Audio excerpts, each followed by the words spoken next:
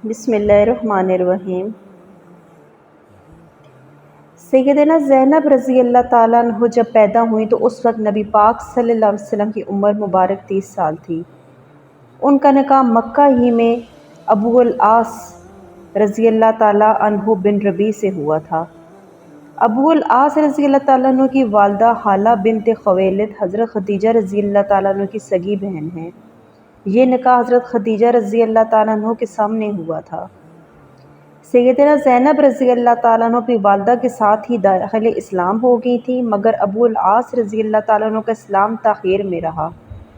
जंग बदर में अबू अल आस रज़ी अल्लाह ताला अन्हा कुरैश की जानिब से थे और उनको अब्दुल्ला बिन जुबैर बिन नोमान अंसारी ने असीर कर लिया।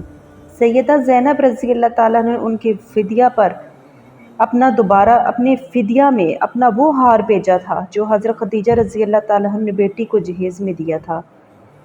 इब्तदाई अयाम नबूवत में काफ़रान मक्का ने अबू अल आस रज़ी अल्लाह ताला अन्हु को बहुत उकसाया कि वह हज़रत ज़ैनब रज़ी अल्लाह ताला अन्हा को तलाक दे दे, मगर उसने हमेशा इनकार ही किया। एक मौका पर आप सल्लल्लाहु अलैहि वसल्लम ने इस फ़ेल की तौसीफ़ शुक्रगुज़ारी के साथ फरमाई थी। अबू अल आस रज़ी अल्लाह ताला अन्हु ने असीरी बदर से रिहाई पाते ही नबी पाक से वादा किया था कि सैयदना ज़ैनब रज़ी अल्लाह ताला अन्हु को हिजरत की इजाज़त दे देगा। चुनांचे सैयदा अपने वालिद मुकर्रम की खिदमत में पहुँच गई। सफ़र हिजरत में सैयदा ज़ैनब रज़ी अल्लाह ताला अन्हा की मज़ामत हब्बार बिन अल अस्वद ने नेज़ा तान कर की थी। इस सदमा से उनका हमल साकित हो गया था। हब्बार बिन अल अस्वद मक्का के बाद मुसलमान हो गया था और रहमतुल लिल आलमीन सल्लल्लाहु अलैहि वसल्लम ने उसका जुर्म माफ़ कर दिया। नबी पाक सल्लल्लाहु अलैहि वसल्लम ने उनकी मुनक़बत में फ़रमाया, ये मेरी बेटियों में अफजल है, मेरे लिए इसे मुसीबत पहुँची। अबू अल आस रज़ी अल्लाह ताला अन्हु को सैयदा ज़ैनब रज़ी अल्लाह ताला अन्हु से बेपनाह मोहब्बत थी।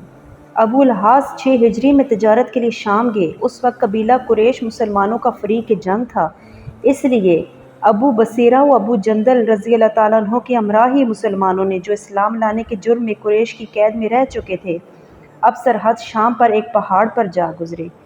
इस काफ़िला का तमाम सामान ज़ब्त कर लिया, मगर अबू अल आस रज़ी अल्लाह ताला अन्हु को गिरफ़्तार न किया गया। अबू अल आस रज़ी अल्लाह ताला अन्हु वहाँ से सीधा मदीना तैयबा पहुँचे।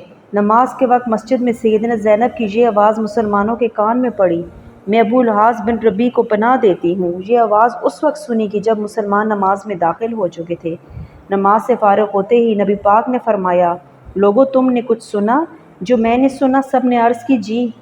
सब ने यकजा होकर आवाज़ दी, जी हमने भी सुना। आपने फरमाया, वल्लाह मुझे इससे पहले कुछ इल्म न था, मैंने ये आवाज़ तुम्हारे साथ ही सुनी है, और पनाह देने का हक़ तो हर अदना मुसलमान को भी हासिल है।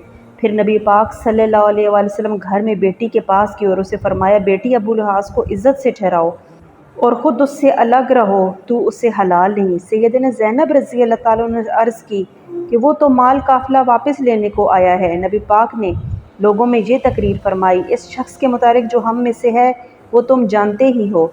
तुमको उसका जो माल हाथ लग गया तो ये दादे इलाही है, मगर मैं पसंद करता हूँ कि तुम उस पर एहसान करो और माल उसे वापस कराओ। लेकिन अगर तुम उससे इनकार करोगे तो मैं समझता हूँ कि तुम ज़्यादा हकदार हो। लोगों ने सारा माल, हत्ता कि ऊँट की नकील की रस्सी भी वापस कर दी।